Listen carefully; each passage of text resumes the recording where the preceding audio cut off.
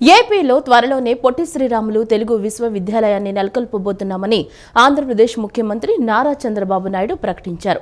ఉమ్మడి మద్రాసు నుంచి తెలుగు వారికి ప్రత్యేక రాష్ట్రం కోసం పొట్టి శ్రీరాములు సాగించిన మహత్తర పోరాటం మరువలేనిదన్నారు.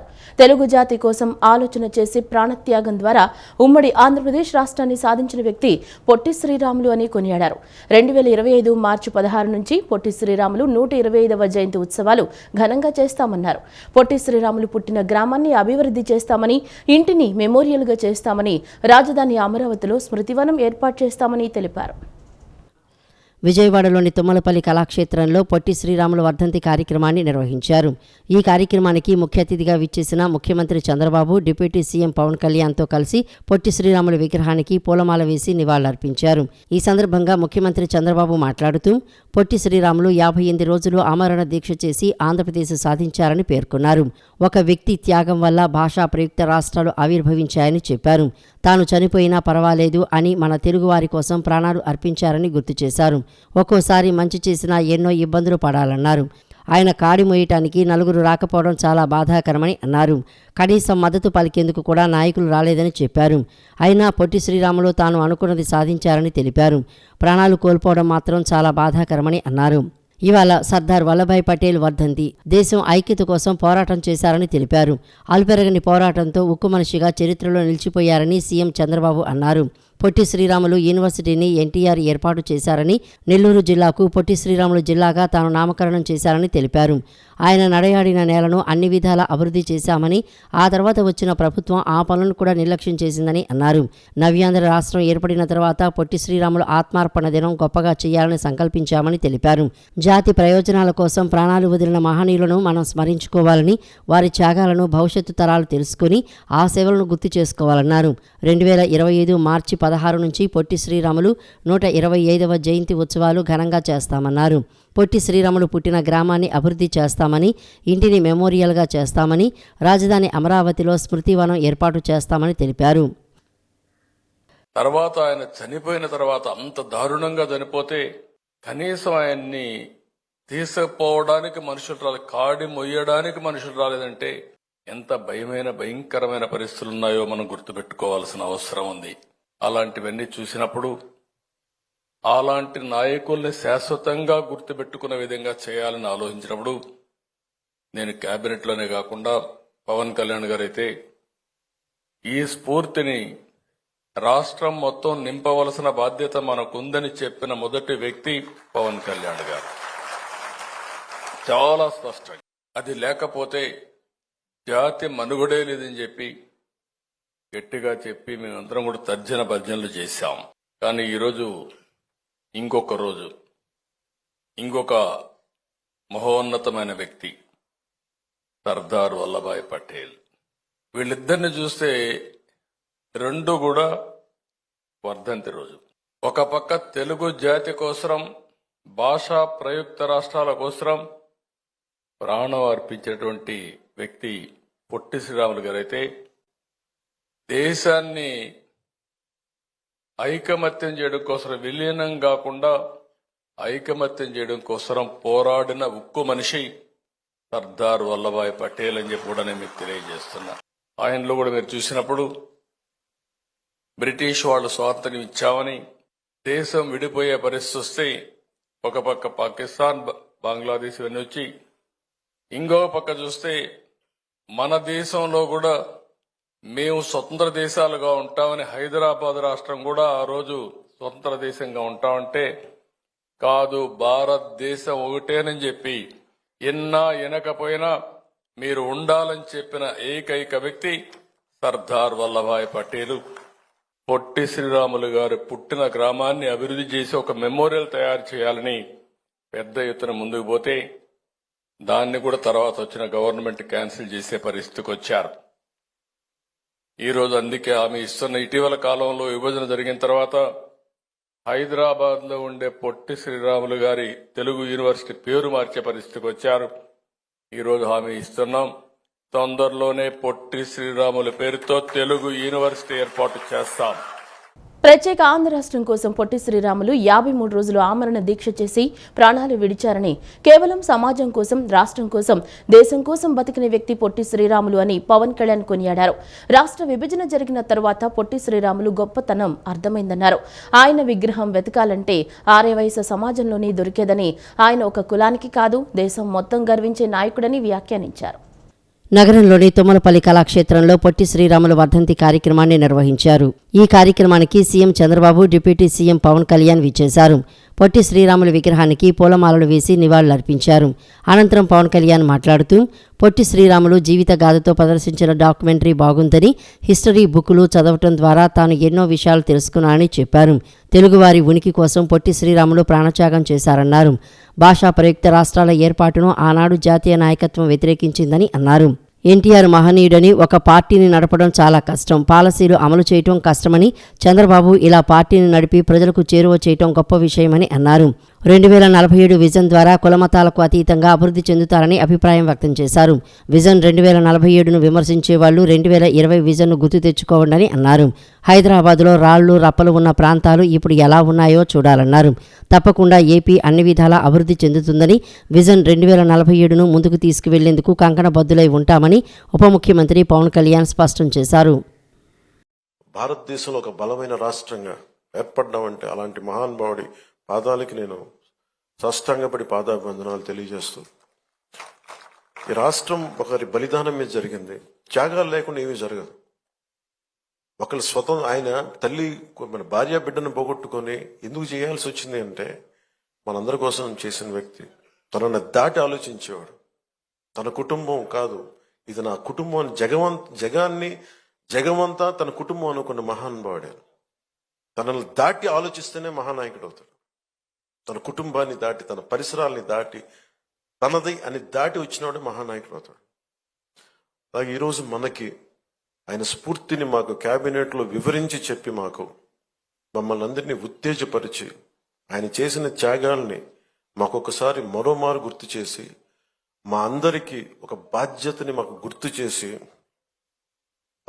గుర్తు చేసి మాకు ఆయన ఆత్మార్పణ దినాన్ని చాలా బలంగా జరుపుకోవాలి, మనం కృతజ్ఞతలు అయి ఉండాలి, దానికి మనం బద్దులై ఉండాలని చెప్పి 10 సార్లు ఉత్తేజపూరితంగా చెప్పిన శ్రీ నారా చంద్రబాబు నాయుడు గారి మనస్ఫూర్తిగా వారికి నా కృతజ్ఞతలు, నా అభినందనలు తెలియజేస్తున్నాను. ఎందుకంటే కంటిన్యూటీ ఆఫ్ మెమరీ లేకపోతే ఏమైపోద్దంటే తల్లిదండ్రులు కూడా మర్చిపోతాము. అలాంటిది ఈరోజు ఎందుకు జరుపుకోవాలంటే ప్రతిరోజు మనం గుర్తు పెట్టుకోవాలి. నేను ఈరోజు అన్నం తింటున్నాను, నేను ఒక పదవి వచ్చింది, నేను ఒక ఉద్యోగం చేస్తున్నాను, భాషా ప్రయుక్త రాష్ట్రాలు వచ్చినాయి అంటే ఆయన బలిదానం వల్ల. మగవారు మహిళల్లో తమ తల్లిని చూసినప్పుడే సమాజంలో ఆడవారిపై అఘాయిత్యాలు తగ్గుముఖం పడతాయని రాష్ట్ర హోంమంత్రి వంగలపూడి అనిత అన్నారు. పొత్తిళ్లలోని పసిపిల్లలపైన అఘాయిత్యాలకు పాల్పడుతున్నారంటే అది మానసిక రుగ్మత అనుకోవాలా అని హోంమంత్రి అనిత ఆవేదన వ్యక్తం చేశారు.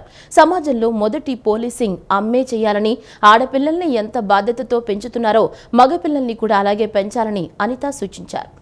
జలవనరుల శాఖ మంత్రి నిమ్మల రామానాయుడు ఆధ్వర్యంలో పశ్చిమ గోదావరి జిల్లా పాలకొల్లు గాంధీ బొమ్మల కూడల్లో నిర్వహించిన save the girl child 2K run కార్యక్రమంలో హోంమంత్రి అనిత ముఖ్య అతిథిగా హాజరయ్యారు.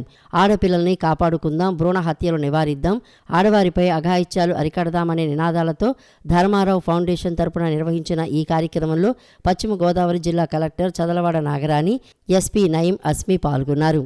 ఈ సందర్భంగా హోంమంత్రి మాట్లాడుతూ ఎంతో మంది మాదక ద్రవ్యాల బారిన పడుతున్నారని వివరించారు. సినిమాల నుంచి మంచి కన్నా చెడే ఎక్కువగా తీసుకుంటున్నారని చెప్పారు. ఆడబిడ్డలకు రక్షణ కల్పించినప్పుడే నిజమైన హీరోలు అవుతారని పేర్కొన్నారు. మాదక ద్రవ్యాల నిర్మూలనకు ఈ ప్రభుత్వం కట్టుబడి ఉందన్నారు. ఆడపిల్లలను రక్షిద్దాం, సమాజాన్ని కాపాడుకుందాం అని పిలుపునిచ్చారు. ఈరోజు చాలా మంది యువతకి ఏంటంటే సినిమాలు చూసరికి ఒక ఇన్స్పిరేషన్. నేను సినిమా వాళ్ళని తప్పు పట్టట్లే, కానీ ఆ సినిమాలో ఉన్న మంచి కన్నా సినిమాలో ఉన్న చెడే ఎక్కువగా అట్రాక్ట్ అవుతుంది. అటువంటి పరిస్థితుల్లో ఓ గాంజాయి తీసుకుంటేనో, ఒక డ్రగ్స్ తీసుకుంటేనో, ఒక మందు తాగితేనో అదో పెద్ద హీరోయిజం లా ఫీల్ అయ్యే ఇటువంటి పరిస్థితుల నుంచి అది కాదు హీరోయిజం అంటే. ఒక ఆడబిడ్డకి అన్యాయం జరిగితే, ఒక ఆడబిడ్డ ఆపదలో ఉంటే రక్షించే పొజిషన్ లో వచ్చినప్పుడే వాడు హీరో అవుతాడన్న భావన మనందరిలోని కలిగే పరిస్థితి రావాలని నేను మనస్ఫూర్తిగా కోరుకుంటున్నాను. కేంద్రంలో మోదీ ప్రభుత్వం చెబుతున్న వికసిత్ భారత్ కు అనుగుణంగా రాష్ట్రంలో ముఖ్యమంత్రి చంద్రబాబు విజన్ 2047 అంటున్నారని సిపిఐ రాష్ట్ర కార్యదర్శి కె రామకృష్ణ విమర్శించారు. గతంలో చంద్రబాబు ముఖ్యమంత్రిగా ఉన్నప్పుడు స్వర్ణాంధ్ర విజన్ 2020 అన్నారని, పేద ధనిక వర్గాల మధ్య తారతమ్యం మారలేదన్నారు.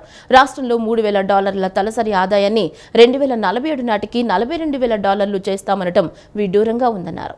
హనుమాన్పేటలోని దాసరి భవన్లో సిపిఐ రాష్ట్ర కార్యదర్శి రామకృష్ణ విలేకరుల సమావేశం నిర్వహించారు. సమావేశంలో ఆయన మాట్లాడుతూ, గతంలో చంద్రబాబు ముఖ్యమంత్రిగా ఉన్నప్పుడు స్వర్ణాంధ్ర విజన్ 2020 అన్నారని, పేద ధనిక వర్గాల మధ్య తారతమ్యం మారలేదని అన్నారు.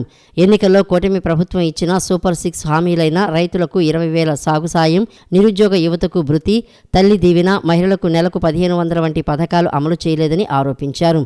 రాష్ట్రంలో $3,000 తలసరి ఆదాయాన్ని 2047 నాటికి $42,000 చేస్తామనడం విడ్డూరంగా ఉందన్నారు.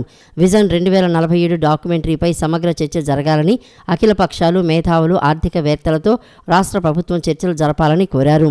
హైదరాబాద్లో పుష్ప 2 సినిమా చూసేందుకు వచ్చిన మహిళ మృతి చెందడం బాధాకరమన్నారు. ఆమె 9 ఏళ్ల కుమారుడు చావు బతుకుల మధ్య ఆసుపత్రిలో చికిత్స పొందుతుంటే బాధిత కుటుంబాన్ని పరామర్శించకుండా మాజీ ముఖ్యమంత్రి జగన్, కేంద్ర మంత్రి బండి సంజీవులు హీరోకి వత్తాసు పలకడం అన్యాయమన్నారు.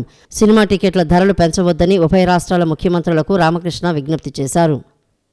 మన విజన్ 2047 చంద్రబాబు నాయుడు గారిది. మరి చంద్రబాబు నాయుడు గారికి విజన్ ఉండకూడదని ఎవరు అనరు. విజన్ ఉండాల్సిందే కానీ మరి విజన్ గతంలో కూడా ఇదే చెప్పావు. అప్పట్లో విజన్ 2020 అని చెప్పి ఇది చేశాం. మేము అప్పుడు విమర్శించాము. ఇదంతా కూడా వరల్డ్ బ్యాంక్ వాళ్ళు మీరు వాళ్ళకి డబ్బులు ఇచ్చి ఈ విజన్ డాక్యుమెంట్ తయారు చేశారు, ఇందులో ఏమొస్తుంది, ఇదంతా కూడా నూతన ఆర్థిక విధానాలు అమలు చేయడంలో భాగంగానే పనిచేశారు. ఇప్పుడేమంటే వికసిత భారత్ 2047 ఏదైతే నరేంద్ర మోడీ గారు ఢిల్లీలో చెప్తా ఉన్నారు, దానికి అనుబంధంగా ఈయన విజన్ 2047 అనేది చెప్పినట్లుగా కనపడుతుంది. అసలు దీంట్లో ఏం తేడా ఉందో ఎవరికి అర్థం కావడం లేదు. విజన్ ఉండకూడదు, లేదంటే అభివృద్ధి కాకూడదు అని ఎవరు కోరుకోవాలి? అందరూ అభివృద్ధి కోరుకునే వాళ్ళే. సాధారణ పౌరునికి కూడా తెలుసు, 40 రూపాయలు ఉండే అంతకుముందు $1 ఇప్పుడు 82 రూపాయలకు వచ్చింది. నువ్వు 2047కి వచ్చేలో ఖచ్చితంగా 200 రూపాయలు అవుతుంది. అంటే పర్ క్యాపిటల్ ఇన్కమ్ 2047లో ప్రతి ఒక్కరికి 84 లక్షల రూపాయలు ఉంటుందని చెప్తున్నారు. అది సాధ్యమా కాదా? అరచేతిలో నువ్వు వైకుంఠం చూపుతా ఉన్నావు. అసలు చనిపోయిన గురించి వాళ్ళ గురించి మాట్లాడడంలే, చావు బతుకుల్లో ఉన్న అబ్బాయిల గురించి మాట్లాడడంలే, అతన్ని అరెస్ట్ చేసినారనే దాని మీద అంతమంది మాట్లాడుతూ ఉన్నారు. కాబట్టి ఏమంటే ప్రభుత్వ విధానాల్లో మార్పు రావాలి. రాజకీయ పార్టీ నాయకులు ఎవరికి పాపులార్ ఉంటే వాళ్ళ మోచేతి నీళ్లు తాగేది కూడా మానుకోండి కొద్దిగా. జిల్లాలో డ్రోన్ల వినియోగంలో ఆధునిక సాంకేతిక పరిజ్ఞానం వినియోగిస్తున్నామని పోలీస్ కమిషనర్ ఎస్వి రాజశేఖర్ బాబు తెలిపారు. జియో ట్యాగింగ్ చేసిన ప్రాంతాలకు డ్రోన్లు వెళ్లి రికార్డింగ్ చేసుకుని తిరిగి వస్తాయని, దీని ద్వారా బహిరంగ మద్యపానం, ర్యాగింగ్ వంటి వాటిపై నిఘా ఉంచుతున్నట్లు తెలిపారు. 500 మంది మహిళా పోలీసులను డ్రోన్ పైలట్గా తీర్చిదిద్దామని వెల్లడించారు. ఆదివారం సాయంత్రం పోలీస్ పెరేడ్ గ్రౌండ్స్లో ఎన్టీఆర్ కమిషనరేట్లోని పోలీసు అధికారులకు డ్రోన్ల పంపిణీ కార్యక్రమం నిర్వహించారు. Cloud petrol for safe communities కార్యక్రమం ఆరంభించారు. ఈ సందర్భంగా సిపి రాజశేఖర్ బాబు మాట్లాడుతూ, జియో ట్యాగింగ్ చేసిన ప్రాంతాలకు డ్రోన్లు వెళ్లి రికార్డింగ్ చేసుకుని తిరిగి వస్తాయని, దీని ద్వారా బహిరంగ మద్యపానం, ర్యాగింగ్ వంటి వాటిపై నిఘా ఉంచుతున్నట్లు తెలిపారు. అన్ని రంగాల్లో డ్రోన్ల వాడకం పెరగాలన్నది ముఖ్యమంత్రి చంద్రబాబు నాయుడు దూరదృష్టి అని చెప్పారు. మహిళల భద్రత, మారక ద్రవ్యాల కట్టడికి ఇవి దోహదపడతాయని వివరించారు. పోలీసులు వెళ్లలేని ప్రాంతాలకు డ్రోన్ వెళ్తుందని, విజిబుల్ పోలీసింగ్తో పాటు ఇన్విజిబుల్ పోలింగ్స్ చాలా అవసరమని అన్నారు. 500 మంది మహిళా పోలీసులను డ్రోన్ పైలట్లా తీర్చిదిద్దామని వెల్లడించారు. ఎంపీ కేశినేని శివనాథ్ 10 డ్రోన్లు అందించారని తెలిపారు. పెద్ద సమూహం అంటే ఒక టియర్ గ్యాస్ వదలాలంటే ఒక డ్రోన్ ఉపయోగించవచ్చు. మావోయిజంలో లేదంటే యాంటీ సోషల్ ఎలిమెంట్స్ ఎదుర్కొనే క్రమంలో ఒక వెపన్గా డ్రోన్ ఉపయోగించవచ్చు. ఉమెన్ సేఫ్టీకి ఉపయోగించవచ్చు. ఈ మధ్య మనం డ్రగ్స్ గురించి చాలా వింటున్నాం. మరి డ్రగ్స్ కట్టడి చేయడానికి ఒక నిఘా వ్యవస్థని డ్రోన్స్ ద్వారా ఉపయోగించవచ్చు. ఈ విధంగా చాలా ఆలోచించి ఈరోజు ఒక కాన్సెప్ట్తో క్లౌడ్ పెట్రోల్స్ అనే కాన్సెప్ట్ ఈరోజు ముందుకు వస్తున్నాం. ఒక డ్రోన్ ఉంది, ఆ డ్రోన్కి కొన్ని వే పాయింట్స్ ఏదైతే ఉన్నాయో మేము మామూలుగా పోలీస్ శాఖలో వల్నరబిలిటీ మ్యాపింగ్ అని జరుపుతాం. క్రైమ్ అనేది ఎక్కడ ఎక్కువ ఉంటుందని ఒక ప్లేసెస్ అన్నీ కూడా కొంత ఈ మధ్యన జియో ట్యాగ్ చేయడం జరిగింది. గౌరవ ముఖ్యమంత్రి గారు వచ్చిన తర్వాత వారు ఫస్ట్ మీటింగ్లో సీఎంస్ కాన్ఫరెన్స్లో కలెక్టర్స్ కాన్ఫరెన్స్లో వారు చెప్పారు, టోటల్ అన్ని ప్రదేశాలు, నేరం జరిగే అన్ని ప్రదేశాలను ముందు మ్యాప్ చేయండి. సో దాని గురించే అన్నిటిని మ్యాప్ చేశాం. ఈవ్ టీజింగ్ ప్లేసెస్ అంతా వల్నరబిలిటీ మ్యాపింగ్ చేశాం. అదేవిధంగా గంజాయి సేవించే ప్రాంతాలన్నీ కూడా మ్యాపింగ్ చేశాం. ఓపెన్ డ్రింకింగ్ ప్లేసెస్ కూడా మ్యాపింగ్ చేశాం. మనం ఈ 20 డ్రోన్స్తో ఒక డెమో కూడా ఏర్పాటు చేస్తున్నాం. వాటికి ఆల్రెడీ వే పాయింట్స్ దాంట్లో ఫీడ్ చేసి డ్రోన్స్ పంపిస్తే డ్రోన్ వెళ్ళేసేసి ఆటోమేటిక్గా మళ్ళీ బేస్ స్టేషన్కి వస్తుంది. విజయవాడ ఎంపీ కేశినేని శివనాథ్ మాట్లాడుతూ ఎన్టీఆర్ జిల్లాలో డైనమిక్ పొలిటీషియన్సే కాదు డైనమిక్ అధికారులు ఉన్నారని పేర్కొన్నారు. పోలీసు అధికారులకు ప్రజాప్రతినిధుల సహకారం ఎప్పుడూ ఉంటుందని హామీ ఇచ్చారు. పురుషులకు ధీటుగా మహిళలు పోటీ ఇస్తారనడానికి డ్రోన్ల పైలట్లుగా ఉన్న మహిళా పోలీసు సిబ్బందే నిదర్శనమని పేర్కొన్నారు. నగరం అమరావతిలో ఒక భాగమని చెప్పారు. గత ప్రభుత్వ నిర్లక్ష్యంతో విజయవాడ బాగా వెనుకబడిందని, సాంకేతిక పరిజ్ఞానాన్ని అసలు ఉపయోగించుకోలేదని విమర్శించారు. మన విజయవాడ నగరం అంటే ఇవాళ అమరావతి రాజధానిలో ఒక భాగం. మనం అనుకుంటున్న హైదరాబాద్ కన్నా వెనకబడి ఉన్నామని మనం అనుకుంటున్నామేమో. 2014-19లో కమాండ్ కంట్రోల్ రూమ్ మన ఆంధ్రప్రదేశ్లో విజయవాడలోనే ఉండేది. తర్వాత వచ్చిన ప్రభుత్వం దాన్ని యూటిలైజ్ చేసుకోలేకపోవడం వల్ల ఇవాళ మనం వెనకబడ్డాం. అంతేగాని ఆ రోజు మన విజయవాడ నగరంలో ఉన్న సీసీటీవీలు కానీ ఎన్నైనా కానీ బ్రహ్మాండంగా జరగడం జరిగింది. ఉమెన్ ఎంపవర్మెంట్ ఇక్కడే కనపడుతున్నారు. అంతా ఉమెన్ ఎంపవర్మెంట్ అంతా ఎన్టీఆర్ జిల్లాలోనే ఉంది. చక్కటి డ్రోన్ పైలట్స్ని తయారు చేశారు సార్ బ్రహ్మాండంగా. ఎందుకంటే మగవారికి ఏది విధంగా తీసిపోని విధంగా ఆడవారు ఉంటారనే విషయంలో మీరు డ్రోన్ పైలటింగ్ కనుక అందరికీ ఇచ్చి చాలా బ్రహ్మాండమైన పనిచేశారు. నేను హోమ్ మినిస్టర్ గారు కూడా కూర్చుని కొన్ని ప్రపోజల్స్ కూడా రెడీ చేశాం. త్వరలో అవన్నీ కేంద్ర ప్రభుత్వం ముందు పెట్టి వాటిని అన్నిటికీ తగిన విధంగా నిధులు వచ్చే విధంగా కృషి చేయబోతున్నాం. విజయవాడ అంటే మేము చాలా గర్వంగా ఫీల్ అయ్యే నగరం. ఇటువంటిది దేశంలోనే ప్రప్రథమంగా ప్రతి 28 పోలీస్ స్టేషన్స్లోనూ డ్రోన్స్ వాడే నగరంగా వృద్ధి చెందిందంటే అది ముఖ్యంగా ముందుగా మా ముఖ్యమంత్రి నారా చంద్రబాబు నాయుడు గారి యొక్క కృషి. అనంతరం విజయవాడ నగరపాలక సంస్థ కమిషనర్ రామచంద్ర, ఎమ్మెల్యేలు గద్దె రామ్మోహన్, బోండా ఉమామహేశ్వరరావు, వసంత కృష్ణప్రసాద్ మాట్లాడారు. నేరాల నియంత్రణకు డ్రోన్లు వినియోగించడం అభినందనీయమని అన్నారు. అమెరికాలో పోలీసులు అన్ని చోట్ల ఉండరని, ఏదైనా జరిగితే మాత్రం నిమిషాల వ్యవధిలో వచ్చేస్తారని, దీనికి కారణం సాంకేతికతే అని చెప్పారు. ఎన్టీఆర్ కమిషనరేట్లోనూ ఇలాంటి సాంకేతికత రావాలని ఆకాంక్షించారు. విజయవాడ తూర్పు నియోజకవర్గంలో రహదారులను విస్తరించి వాటిని అభివృద్ధి చేసి రాష్ట్ర ప్రజలకు సౌకర్యవంతమైన, క్షేమకరమైన ప్రయాణాలను అందించడమే కూటమి ప్రభుత్వ లక్ష్యమని విజయవాడ పార్లమెంట్ సభ్యుడు కేశినేని శివనాథ్, తూర్పు నియోజకవర్గ ఎమ్మెల్యే గద్దె రామ్మోహన్ అన్నారు.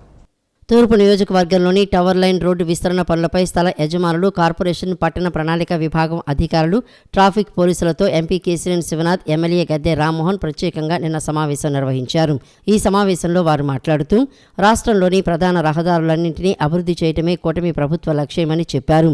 వచ్చే సంక్రాంతి నాటికి రాష్ట్రంలోని ప్రధాన అంతర్గత రహదారులపైన గుంతలు లేకుండా చేయడానికి 861 కోట్లను ముఖ్యమంత్రి చంద్రబాబు నాయుడు మంజూరు చేశారని చెప్పారు. నవంబర్ 2వ తేదీ నుంచి రాష్ట్రంలో ఈ పనులు వేగంగా జరుగుతున్నాయన్నారు. విజయవాడ పార్లమెంటు నియోజకవర్గ పరిధిలోని ప్రధాన అంతర్గత రహదారులపై ఉన్న గుంతలు పూడ్చే పనులు కూడా వేగంగా జరుగుతున్నాయని అన్నారు. విజయవాడ నగరానికి తలమానికంగా ఉండే టవర్ లైన్ రోడ్డును ఇప్పటికే చాలా భాగం అభివృద్ధి చేశామని, మిగిలిన కొద్ది భాగం అభివృద్ధి చేయడం ద్వారా ఈ రోడ్డు పూర్తి స్థాయిలో అభివృద్ధి చేసినట్లు అవుతుందన్నారు. అందువల్ల స్థల యజమానులతో ప్రత్యేకంగా సమావేశం ఏర్పాటు చేసినట్లు చెప్పారు. త్వరలోనే ఈ సమస్యను కూడా పరిష్కరించి టవర్ లైన్ రోడ్డును అభివృద్ధి చేసి నగరవాసులకు అందిస్తామని తెలిపారు. ఎమ్మెల్యేలకు అసెంబ్లీ అంటే ఒక దేవాలయమని, కానీ వైసీపీ 11 మంది ఎమ్మెల్యేలు మాత్రం అసెంబ్లీకి రాకుండా ప్రజలని అవమానిస్తున్నారని టీడీపీ నేత బుద్దా వెంకన్న వ్యాఖ్యానించారు. వారు అసెంబ్లీకి రాకున్నా కూడా ఆ 11 మందికి జీతాల రూపంలో ప్రతి నెల 1,75,000 రూపాయలు వారి అకౌంట్లోకి పడుతున్నాయని గుర్తు చేశారు. ఈ క్రమంలో ఇక నుంచి ఆ 11 మంది వైసీపీ ఎమ్మెల్యేలను మేము గొర్రెలు లేదా మేకలుగా పరిగణిస్తామని ఎద్దేవా చేశారు. వైసీపీలో 11 మంది మేకలున్నాయని, ప్రజాధనాన్ని శుభ్రంగా మేస్తున్నాయని చెప్పాల్సి వస్తుందని దుయ్యబట్టారు. వన్ టౌన్లోని తన కార్యాలయంలో టీడీపీ నేత బుద్దా వెంకన్న విలేకరుల సమావేశం నిర్వహించారు. సమావేశంలో ఆయన మాట్లాడుతూ ఒక పెద్ద మేక ఉందని, ఎప్పుడు ఏం మాట్లాడతారో ఏం చెబుతారో తెలియదని బుద్ధా వెంకన్న అభిప్రాయం వ్యక్తం చేశారు. గతంలో సీఎంగా పనిచేసిన జగన్కు ప్రజలు తగిన బుద్ధి చెప్పడంతో ఇప్పుడు బెంగళూరు పారిపోయారని ఆరోపించారు. ఇలాంటి క్రమంలో అసెంబ్లీకి రాని మీకు ఎమ్మెల్యేలుగా కొనసాగే అర్హత లేదని వెంటనే రాజీనామా చేయాలని డిమాండ్ చేశారు. గతంలో చంద్రబాబు అసెంబ్లీ నుంచి బయటికి వచ్చారంటే దానికి ఒక కారణం ఉండేదని ప్రస్తావించారు. ఆ రోజు నిండు సభలో మీరు ఆయనను, ఆయన కుటుంబాన్ని అవమానించారు కాబట్టి బయటికి వచ్చారని పేర్కొన్నారు. కానీ ఆ క్రమంలో మిగతా సభ్యులు కూడా అసెంబ్లీకి వెళ్లి ప్రజల తరపున గళం విప్పారని బుద్ధా వెంకన్న చెప్పారు. ఇప్పుడు మాత్రం జగన్కు ప్రజలు ప్రతిపక్ష హోదా కూడా ఇవ్వలేదని అన్నారు. 18 సీట్లు ఇస్తే ప్రతిపక్ష హోదా వచ్చేదని, అదే విషయాన్ని గతంలో జగన్ కూడా చెప్పారని తెలిపారు. కానీ గెలిచిన 11 మంది వైసీపీ ఎమ్మెల్యేలు అసెంబ్లీకి వచ్చి ప్రజల తరపున మాట్లాడాలని కోరారు. లేదంటే ఇప్పటి వరకు తీసుకున్న జీతాలు కూడా వెనక్కి ఇచ్చి రాజీనామాలు చేయాలని డిమాండ్ చేశారు.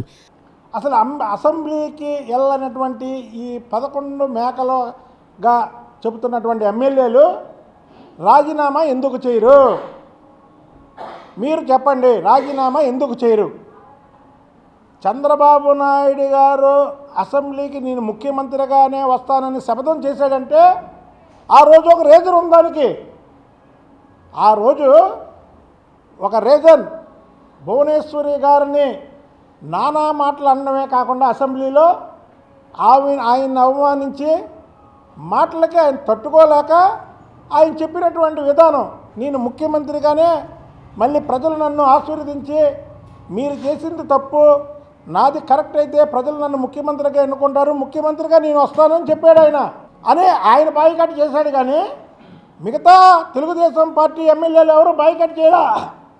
175 సీట్లు ఉన్నాయి, 18 సీట్లు నీకు ప్రజలు ఇస్తే నీ ప్రతిపక్ష హోదా వచ్చేది.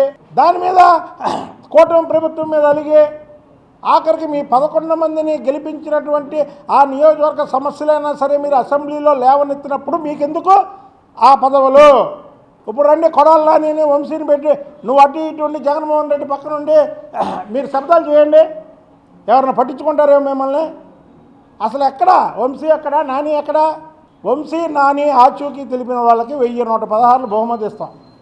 పోలీసు వారికి వీళ్ళిద్దరూ పారిపోయి కనీసం వాళ్ళ అనుచరులను అరెస్ట్ చేసినా వాళ్ళ అనుచరులను కూడా చూడడానికి వెళ్లకుండా అధికారం ఉన్నప్పుడు వీళ్ళ వెనకాతలు తిప్పుకొని ఇప్పుడు భయపడి పారిపోయినటువంటి వంశీ నాని వీళ్ళిద్దరు ఆచూకీ తెలిపిన వారికి 1116 బహుమతి. మాకు కాదు బాబు, పోలీసు వారికి తెలియజేయాలి వీళ్ళు ఎక్కడున్నారు. తూర్పు కాపు విద్యా విజ్ఞాన అభివృద్ధి సంఘం ఆధ్వర్యంలో సొంత నిధులతో ఒకరిపై ఆధారపడకుండా తూర్పు కాపు విద్యా విజ్ఞాన భవన్ నిర్మించుకోవటం ఎంతో ఆనందంగా ఉందని విజయవాడ ఎంపీ కేశినేని శివనాథ్ అన్నారు. తూర్పు కాపు విద్యా విజ్ఞాన అభివృద్ధి సంఘానికి ఎలాంటి సహాయ సహకారాలు కావాలన్నా అందిస్తానన్నారు. సెంట్రల్ నియోజకవర్గం 27వ డివిజన్లోని గులాబీ తోటలో నిర్మించిన తూర్పు కాపు విద్యా విజ్ఞాన భవన్ ప్రారంభోత్సవ కార్యక్రమానికి ఎంపీ కేశినేని శివనాథ్ ముఖ్య అతిథిగా హాజరయ్యారు. ఎంపీ కేశినేని శివనాథ్కి ఆ సంఘ నాయకులు ఘన స్వాగతం పలికారు. పూజా కార్యక్రమంలో పాల్గొన్న అనంతరం ఎంపీ కేశినేని శివనాథ్ భవనం అంతా పరిశీలించారు. ఈ సందర్భంగా ఎంపీ కేశినేని శివనాథ్ మాట్లాడుతూ తూర్పు కాపు విద్యా విజ్ఞాన అభివృద్ధి సంఘానికి ఎలాంటి సహాయ సహకారాలు కావాలన్నా అందిస్తానని తెలిపారు. త్వరలో నగరం రూపురేఖలు మారనున్నాయని, నగరాభివృద్ధిలో పెద్దలందరి సహకారం కావాలని కోరారు.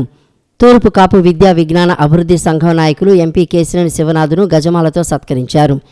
ఈ కార్యక్రమంలో తూర్పు కాపు విద్యా విజ్ఞాన అభివృద్ధి సంఘం అధ్యక్షులు కోన శ్రీహరి సత్యనారాయణ, గౌరవ అధ్యక్షులు ఎలకల చలపతిరావు, ప్రధాన కార్యదర్శి చింతా సింహాచలం తదితరులు పాల్గొన్నారు. ఈ వార్తలు ఇంతటితో సమాప్తం. నమస్కారం.